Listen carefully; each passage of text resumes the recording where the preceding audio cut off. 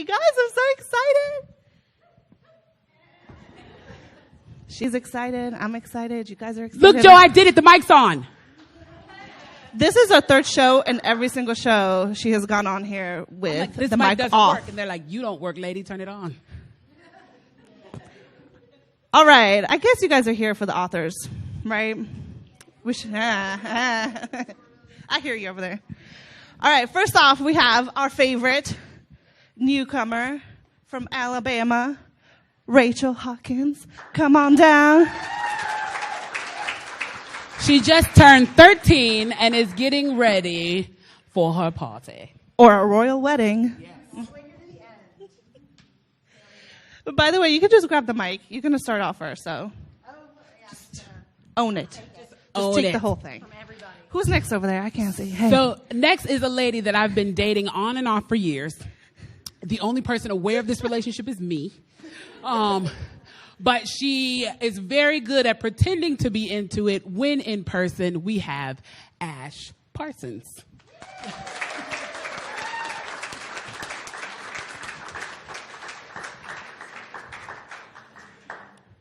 And if things weren't already confusing enough, we have another Ash. Ashley. Yeah, Ashley Poston. My favorite Ash Parsons Geekorella. and Ash Poston. I've been waiting for this for like a month and a half. You? No. Go back. Just kidding. And she has won the hippest cat haircuts of the night. Hey, girl. We see you. Old Geekorella. Hi. Oh, Hey. man. Hey. This is like, She's I'm so cheating scared. on you. And now I just got to lay it out because I cannot decline my bae. Love her above all others. Really? Is that what it stands for? Kids, what does bae stand for? Thank God you're here because what's happening No, up here I mean, and like, what's happening in the real she's world your not the bae? same. I was the First bae. of all, everyone in here Wait, knows I'm a that's my book next cheater. There's a. I was the bae. She's such a cheater. See, it's all love. My personal bae, Marie Marquardt.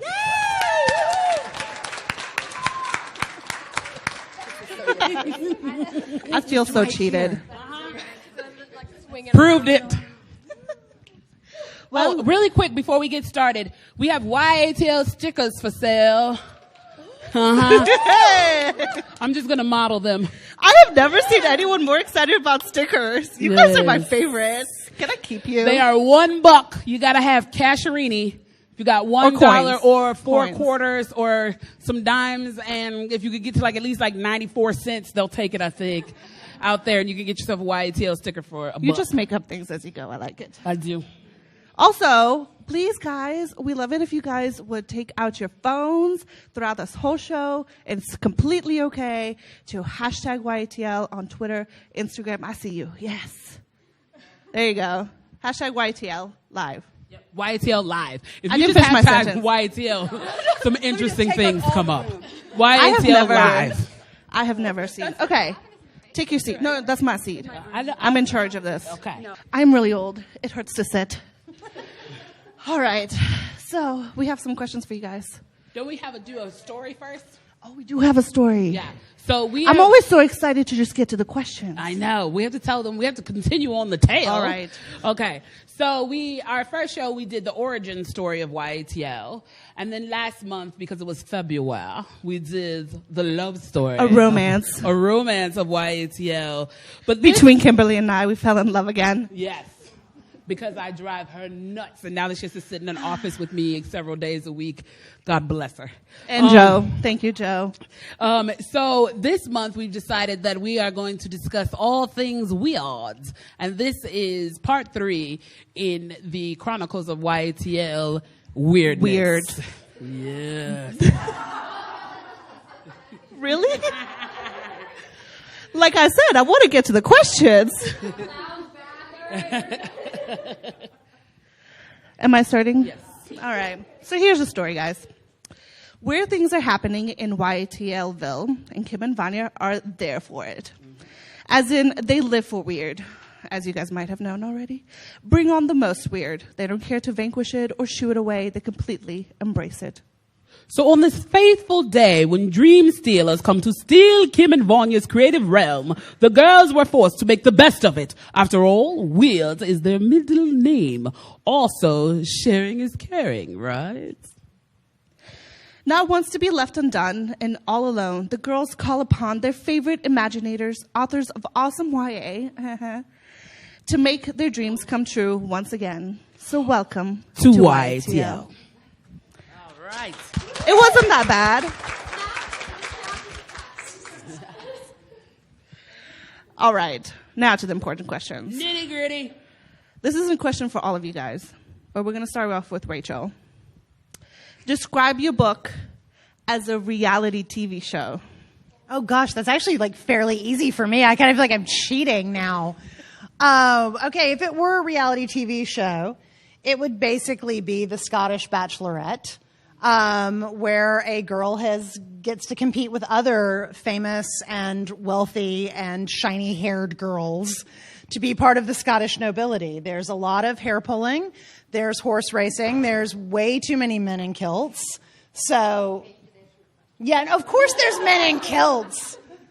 What else is there? So, yeah, that would be it. It's the Scottish Bachelorette is what I'm going for. So Acceptable. I feel good about that one. I like it. Thank you. I'll read it. Thank you. Please do. Everyone do, please. And in case anybody was wondering, that was Royals. Yeah, this is Royals, yes, which comes out May 1st. Please, I need to make my mortgage. So, everyone buy it. Just in time for the actual royal wedding. Rachel wants to send her kid to college. Ash? Exactly. Ash is thinking very hard about this. Oh, it's a reality. Yeah. Well, since it's a story about a rock star who kind of falls apart, originally I was going to say maybe like a American Idol or The Voice, except for it's got a lot of dysfunction. So like that meets Celebrity Rehab a little bit. Okay, for Heart of Iron or for Geekarella? Both. You asked for it. Heart of Iron. I don't know. Everyone tends to almost not die, so probably Survivor meets Space. With some royalty thrown in, I guess. Space royalty, right? I mean, it is Anastasia in space. So, and Geekarella is. Does it have to be like a reality TV? Up your own reality show. Okay, so Princesses on Parade as a reality TV, but with just Cinderella, and there's a dog. Right? Yeah. I'm terrible at this. I really hope you're better.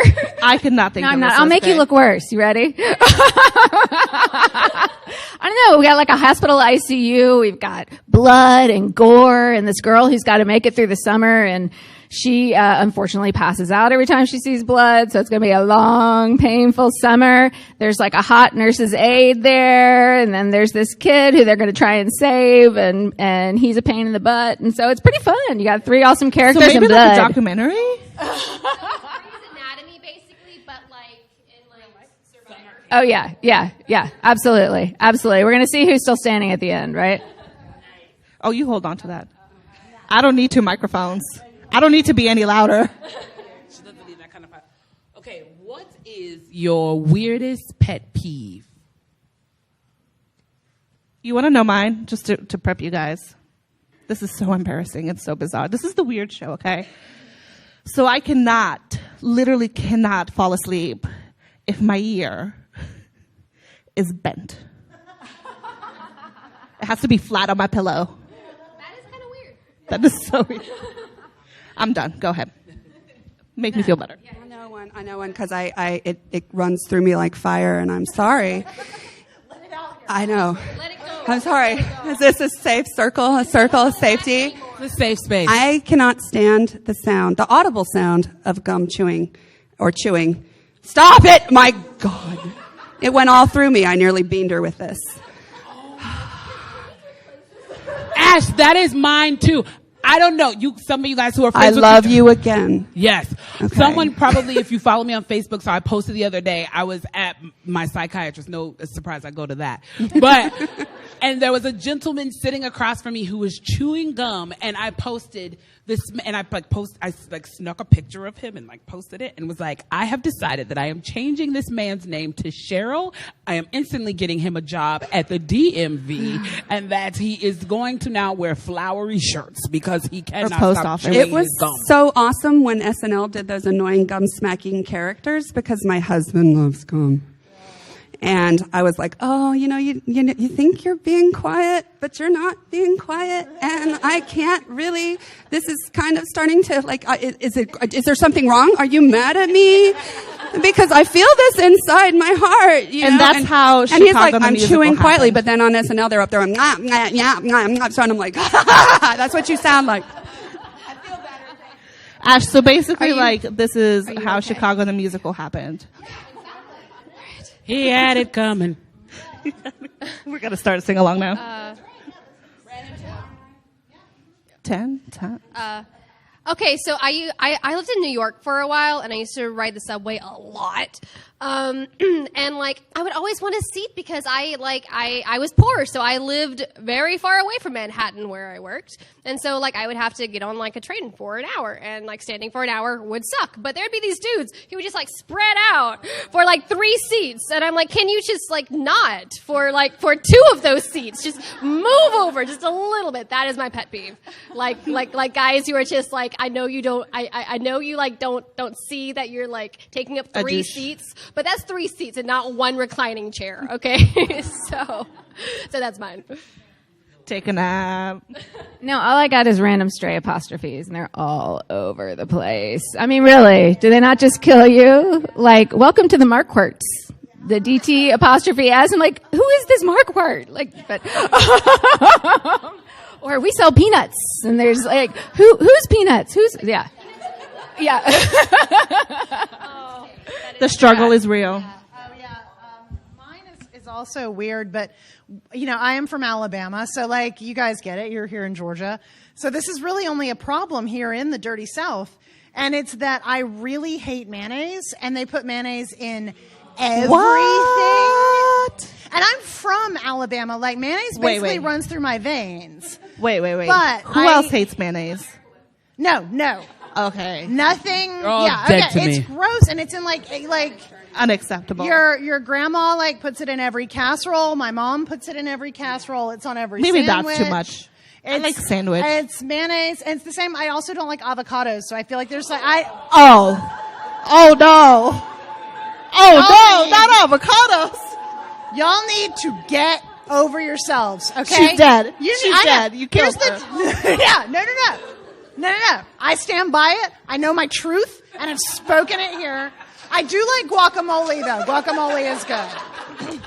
If you mash avocados with other things, but otherwise it's just bland, slimy stuff on your sandwiches, and that makes me... She says baby food. Yes, baby We food. cannot be friends. Yeah, no, it's mush. It's added mush and to your sandwich, so no, I I can't reject even believe it. that she and I have the same birthday now. Yeah.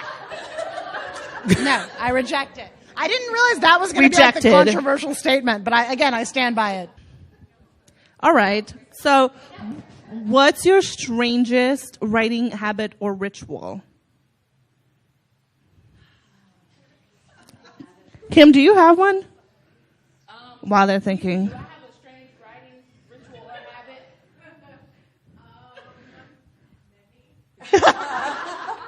Do tell. Gilly's my writing partner. We wrote our book together. Tell her secrets. It's okay. Now I know how to torture her. Just chew gum. Or that.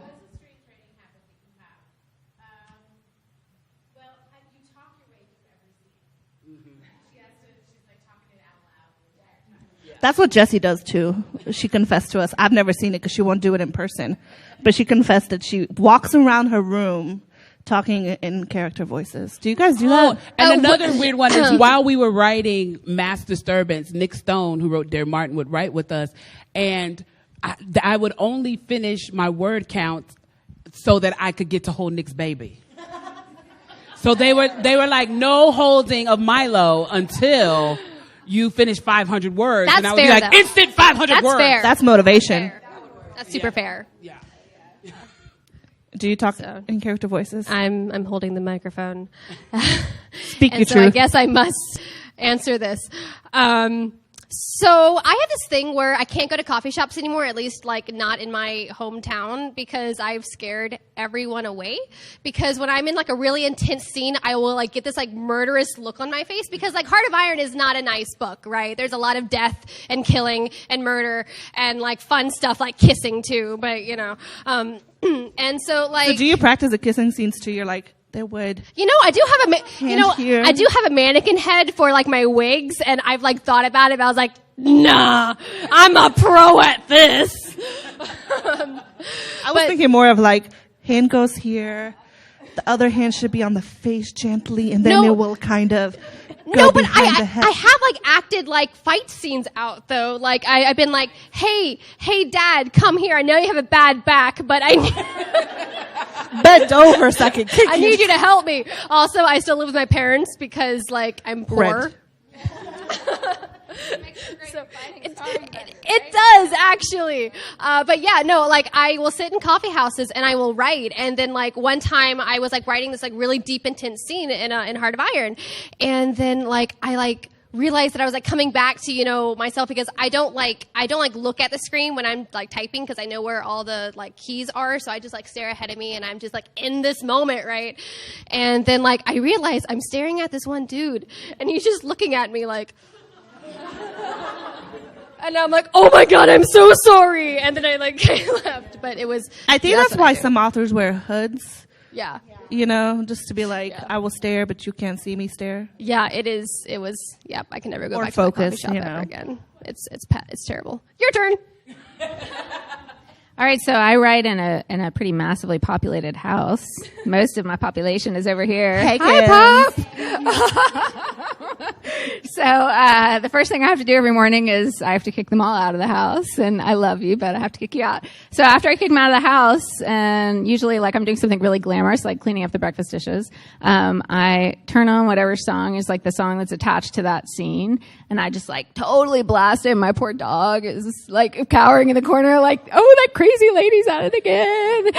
And, you know, and I kind of just dance around the house and clean up the kitchen and get myself going that way. So be afraid if you ever come home from school and nope, I don't think the neighbors see it, but maybe they do. Who knows? They're like looking through the window like, oh, there she goes again. I don't have very many writing rituals, which is hilarious because I'm like the most like ritualistic person, as anyone like as Ash here knows. I'm always like, here's this crystal. This crystal is why you don't feel good. Take this and you're going to be fine. I read your tarot and it said that this is in your way, so let it get out. So that's me in my regular life. But I got very like hung up on like not having writing rituals because I needed to write wherever. And I was like, no, if I have rituals, knowing what a weird ritualistic person I was like, oh God, I'll never write a book again. So I'm very, my ritual is no ritual, I guess. But the strangest thing I do apparently with writing is that I don't write in order at all. So I write whatever scene pops into my head that day, and then I'll just work that out later. And that makes it hard in the editing process. A lot of times for like emotional through lines need a lot of polishing. That hurts my soul. Yeah, no, people get really freaked out by it. Yeah, you're a monster. Yeah, exactly. I know. But for me, like, I will get, one of the biggest things when I was like starting out writing was that I would get stuck on chapter 1 for weeks. And this got me out of that. So like by the time that I realized that like this is hard, I've already got 35,000 words because I've just been playing and put this scene here, put that scene there. And so you have enough that suddenly you're like, all right, well, it will actually shame me not to finish this now because I've written enough. So that's like my weirdest writing habit. I didn't start that until like my 4th or 5th book. But man, it has like saved my bacon. So that's probably mine. I'm perfectly normal. Nothing's wrong with me. Just, when I'm drafting, I don't think I do anything weird. I close my eyes to type. Yes, I type just see it better, listen to the music. Yeah, you can like. No, that's not I did weird the at touch all, typing, Ash. so like, yeah, that's normal. But when I revise, it's kind of a ritual. I can't imagine doing that. I have to write a scene where I kill my characters. Even if they don't die, all of them? Even if they don't die. They gotta die to be reborn. And it's because I got really hung up on a rewrite with my first book where I couldn't figure out what to do. And I found out that the block inside of me was this weird, I don't want to say it was a voice. Narrator. Yeah, narrator. But I had a voice in my head and it was like, no, he wouldn't do that. He wouldn't do that. He can't do that. Can't do that. Can't do that. Don't do that. Stop. And yet I had this assignment from my agent that I had to rewrite it this way, or I had to try to fix the problem. And I, messed around and I was like, you listen here, mister. And I think Chuck Wendig had tweeted this. And I was like, he had tweeted this, what to do when you are stuck in revisions, what to do when you're stuck. And he's like, kill your characters. You are in control of your characters. Even though they're very real to you, you are in control of them. So kill them. Kill them all. And I was like, yes. So and I walked around my house going, you're all going to die. And I see a pattern here. And I killed them, and it freed me. And I've often thought that I should put out, like a little, hey, bonus. Do you want to be really bummed? I killed them all. It's a bonus. Maybe, maybe it's a bonus, like depending on if you read fic, a lot of times it's like major character death. I'm there. Boom. So that's a little weird, but it's almost like a creative writing exercise now. When I'm really freaked out about a revision, I write a scene where I kill one of the major characters. You become murderous. I get it. All right. What's our next question? I will never read your books the same way. They all die. All of them. Not really, no. Sorry. But they do all die. In my mind. They can die in your mind too. Kill them. Kill your darlings. Kill them. I'm so depressed right now. What is so sad. The weirdest thing you've eaten? What? What is the weirdest thing you've eaten? I'm from Bulgaria. Crickets with like a little bit of no chocolate. Just salted and spiced. Yeah, they're crunchy. They taste like potato chips. Yeah, they're pretty. I don't believe you. And we have a bearded dragon at home, and we have to buy him crickets. So I'm always like pouring the crickets in, and I'm like, I wonder how those would taste. I have like a motto that's like eat fearlessly. Like you try everything at least once, and twice actually. Once because you just want to see what it tastes like in the second time to make sure you actually hate it. I've tried literally every part of a cow, including the brain and the eyeball. Ooh. Which was better, the brain? I've had the brain. That was going to be my weird thing. Yeah. Nah. The brain wasn't bad. The eyeball was kind of squishy in a weird way, like a grape. It was. Yes, it did. It wasn't the best idea, but that's mine.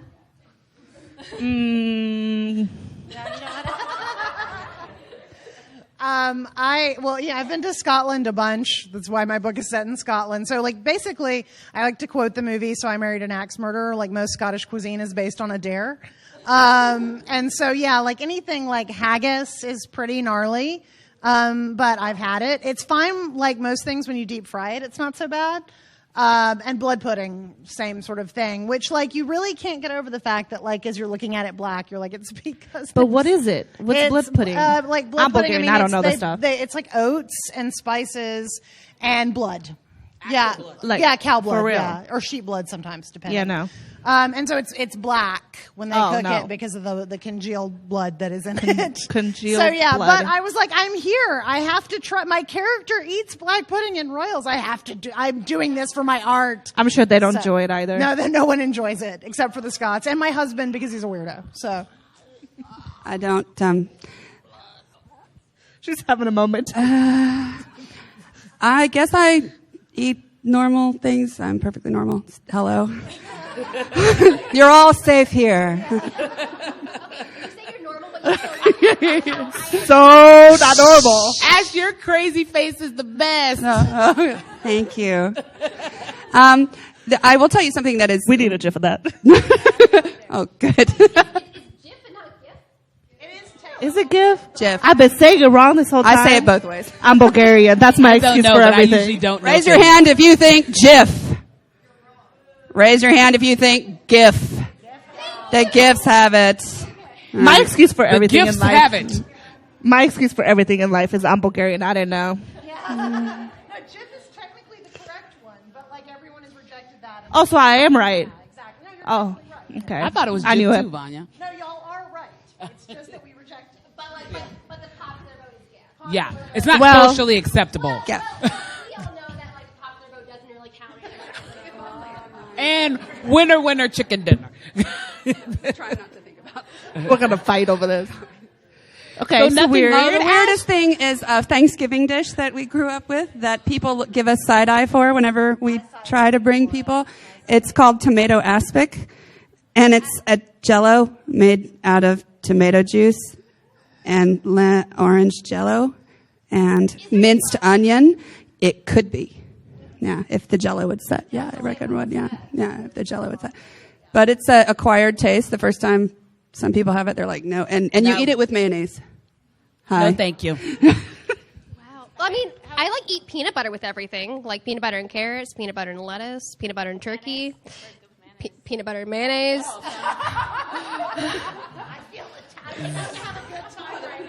Chip, Mayo, Chip- mayo. That- peanut butter on sounds tomatoes, delicious. peanut butter on pickles, peanut butter on chips, peanut butter on corn, peanut Go butter. ahead. I want to know. Pears and Red Hots. So you just take canned pears and you pour Red Hots in and you stir it around and voila, you have a lovely That Thanksgiving sounds dish. good and according to country my and in-laws. wrong and Yeah, right. Yeah, pears and Red Hots. That sounds peanut butter and mac and cheese. That's fair. That's just fair. Well, I'm Creole, and one of the things that we eat as a dessert is chocolate covered bees. So they're really I would crunchy. try They're that. like salty and sweet at the same time, and super crunchy. But I've given them to people who are not from the bayou, and they've been like, "Oh no, why would you give me a bee to eat?" The stingers have been removed. And I bet their reaction is beautiful. It is. I'm gonna tell you, it's delicious. Probably not nutritious. Probably such a stinger. It is such a stinger. It'll get you. And they'll be every buzzing time. about it for days. Keep going. Keep going. One more. I think you're gonna be the spokesperson for chocolate covered bees. But just as long as you know it's the most important thing is to be yourself. I just try not to forget to be awesome. Be awesome. So our last question. What is your most bizarre I mean, author, bizarre. bizarre author experience? I have one. Right there. So I was on book tour a few years ago in Miami, and it was one of the thing with traveling around for book stuff is that most of it's going to go great, but there's always one that goes spectacularly wrong. And yeah. And this one in Miami, the actual book stuff went great. But when it came time to leave, and I was on a really tight schedule, and I had to get to the airport and go to the next city and see the 3 people who were going to turn out for me to sign books in Cincinnati, had to get to those 3 people. Those 3 people were so important. But anyway, the lady whose job it was to drive me to the airport, when she came to pick me up, she was very nervous, and her car was not working at all. And I was kind of you could have just called me and I would have gotten a cab. But no, she was determined. We would get to the airport. Spoiler, we did not get to the airport. And we broke down on our way to the airport. And of course, I'm sort of freaked out because I've got to make this flight or whatever. And these gentlemen come from nowhere, and they're both pulling rolling suitcases.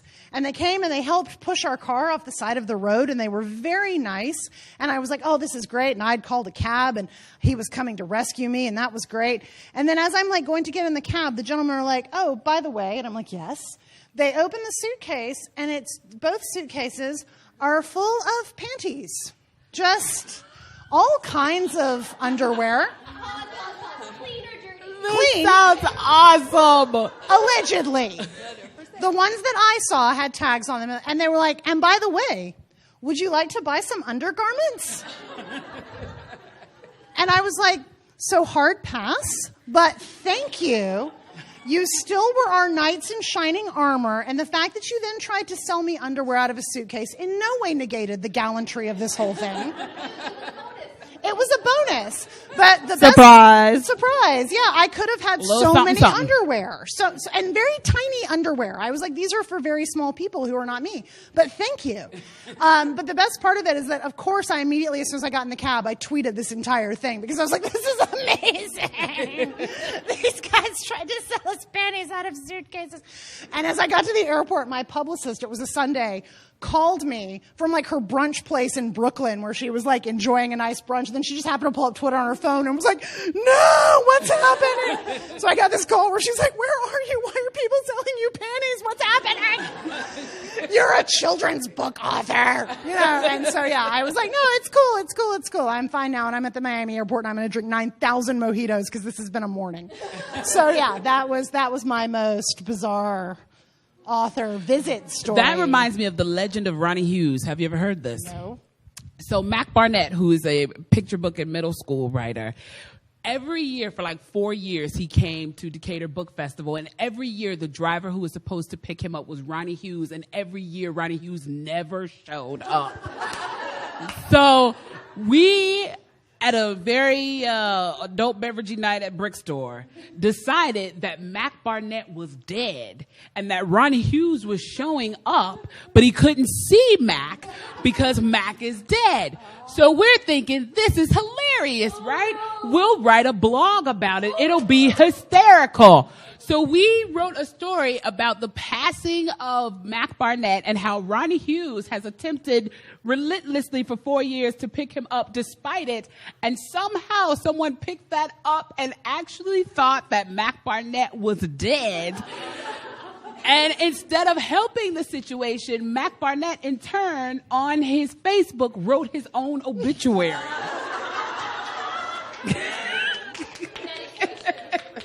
So that is the legend of Ronnie Hughes. Oh, man. And then we finally did 1 year. Last year, Ronnie Hughes finally showed up, but not for Mac. He picked up Jason Reynolds. And we realized that he was real. He's real. And that or maybe it was Jason Reynolds. I just always say Jason Reynolds. It probably wasn't even him. It's the name that comes to mind. But he picked up another author and then spent the entire ride telling this author how he had wolves in his backyard. So we're like, Mac, maybe you dodged a bullet with Ronnie Hughes. I don't know what to say to that. All right. Now we've come to our mystery game. Wait, we haven't. Oh, no, we haven't. Oh, man, I'm getting so excited here. She had game. margaritas. I had margarita today. Now I want to know. I have a really good one, okay? Oh, tell me. Okay. Tell me. She got me distracted. It's her fault. So it Everything was is her fault. first. I'm blaming you. I like her. 9 times out of 10, when I get blamed, I did it. You did it. You so did it. You should know the things that happened today. You know what? Her fault. Later. So, it was my very first con signing, right? And it was my very first signing actually for Geekarella, like for the arcs of Geekarella way back in like New York Comic Con. What was it, like 2 years ago now? And way back, so far back when I was young and spry. And I know the feeling. And so, okay, so like precursor, I used to work for Kodansha USA, and they published Sailor Moon and Attack on Titan, and I did volume 6 and 7. I edited volume 6 and 7 of Sailor Moon, and I ran their social media for a while, and so I knew the director of Kodansha, and I was meeting him at the con, and so like there was this like refreshment table upstairs, and I did not even have like a pro badge because like my publisher like welcomed me to this con too late for me to get one. So I had just like a regular badge on, and like my old boss, he looked at me, he was like, flip your badge, you know, the other way, and no one will know. So I did, and we go up to the like really cool like pro refreshments place in this like weird like overhanging area to look down on the plebeians in the showroom.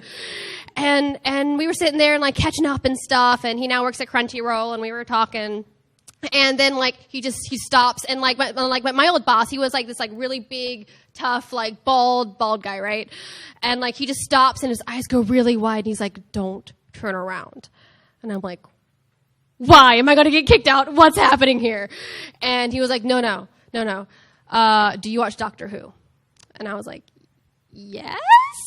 Is that why? And he was like, because Peter Capaldi and Stephen Moffat just sat down right behind us. he was like, I want you to turn around very slowly. And so I did, and I was like, and we had to leave very, very quickly. So that's the story of how I got kicked out of the refreshments place at New York Comic Con. That is a good one. It was Doctor Who's fault. Yeah. And right? Like 2 seconds? Come on, Peter. But no, the best part was that later, like, Twitch was doing like a live stream, and like my boss was like the next guest after Stephen Moffat and Peter Capaldi. And like while they were passing each other, like Stephen and like my boss locked eyes. He was like, "You were at the refreshments with that girl who screamed, weren't you?" And I was like, all right, so that's me. That's me. So It'll be okay. # brand? Yeah. All right, I'll keep it quick. So I've been doing this YA author thing for about 3 years, and I've had they're all so lovely and beautiful. And I'm so thrilled about that, because before I started writing YA, I was writing other kinds of stuff. And my very first book that came out, it's like an academic book, and I was at a very, formal, fancy academic conference, and I was Everyone giving my wearing very tweed first jackets. Oh yeah, absolutely. Yeah. With the pins. So I was giving my very first talk, and I was so proud, and I was up there, and I was sounding very erudite, right? Like super smart. And I'm giving my talk, and I'm so proud of how it goes. And when it's over, somebody came up to me right after, and he's like, I think we have a lot to talk about. Like, I loved your ideas, and I want to dive into these. Let's go, like, have a chat. So I was like, oh, wow, somebody was really into my intellect. So we went to have a chat, and we sat down, and he said, well, they're watching. They're everywhere. And I was like, who is this they? He's like, the aliens. They're everywhere. And then he proceeded for probably 30 minutes, had me trapped in a corner telling me about all the alien invasions that were linked somehow to my book. And I was just like, get me out of here. So I ran, and here I am writing YA. You got out while you could. I don't have a bizarre author story. I'm normal like you are. Just normal. Everyday normal. You say normal with like that look on your face, and I don't believe you. Are you for real this time? Okay. All right. Well, real quick before we move on to the next segment, if you ladies could each just really quickly tell us a teeny book about your most recent book. Mm-hmm. So yes, Royals comes out May 1st, and you're all going to buy it so I can keep paying my mortgage. Right. And Royals is the story of 16-year-old Daisy Winters, who is a regular Florida girl who becomes accidentally famous because her sister gets engaged to the Prince of Scotland. Yes, I made up Scotland's own royal family. They deserve it. And she has to go over to Scotland for the summer, and shenanigans ensue. All of my books can be summed up with shenanigans ensue. You fit right in. Yeah. Nothing to see here. My book, The Falling Between Us, came out a couple weeks ago, and it is a contemporary romance and bittersweet mystery about a girl who's about 16 when it really takes off, whose boyfriend becomes instantly internationally famous by posting an original song to YouTube, and then becomes a professional star. But then it fast forwards and it picks up to his second world tour, and the wheels are coming off. Everything's falling apart, and he doesn't want what you would think everyone would want or want to have. And so it's all about the pressures of that. And then he disappears. And the question is, what happened to Joshua Blackbird? And it's not normal, actually. Yeah. Right. That sounds really interesting. Oh, man. Mine's called Heart of Iron. I have, like, a copy down there that I'm going to have everyone sign later. But it is basically Anastasia in space. There's really not a better, like, pitch than that. It's Anastasia in space. You, like, if you're looking for, like, the lost royal trope, you're going to get it. If you're looking for, like, romance, you're going to get it. If you're looking for, an android that might or might not have feelings, that might or might not fall in love, and might or might not die. It's in there too. Death. Lots of death. But yeah, it's definitely nothing like Geekarella, but I always say that if Geekarella was my heart, Heart of Iron is my soul. So it's pretty wonderful. Yeah, and my latest book is Flight Season. It came out about a month ago, a little over a month ago. And I think I described it pretty well, the reality story of it. So yeah, it's about a girl who's coming home from her first year of college. She's 19. Her first year of college was an unqualified disaster, and the only way she's going to be able to pull herself out of the mess that she's gotten herself into is to successfully finish an internship at a hospital. And it's kind of that story of like the moment when you realize it's time to start adulting and you have no idea how to even begin. But she figures it out. You keep handing me a microphone like I need more. Me too. You're so, yeah. Just a double Yeah. double fisting microphones.